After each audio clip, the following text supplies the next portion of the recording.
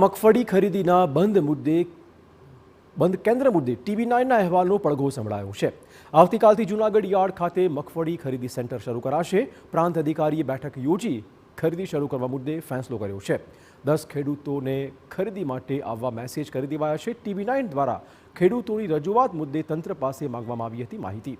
11 નવેમ્બરે યાર્ડમાં ખરીદી સેન્ટરનું કરાયું હતું ઉદ્ઘાટન। 11 નવેમ્બરે ઉદ્ઘાટન બાદથી જ આ સેન્ટર બંધ હતું।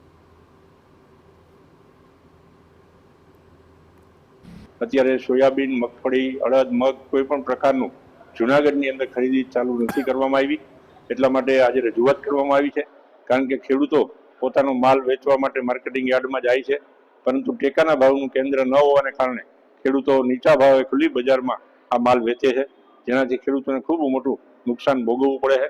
એમની એવી રજૂઆતો છે કે મગફળી, સોયાબીન, અડદ, મગ આ તમામની ખરીદી કરવાનો સરકારનો પરિપત્ર છે, એ પ્રમાણે ખરીદી શરૂ થવી જોઈએ અને ખરીદ કેન્દ્ર APMCમાં જ રહે અને એમાં એક કરતાં વધુ મંડળીઓને કામ સોંપવામાં આવે એવી રજૂઆત છે। અને હવે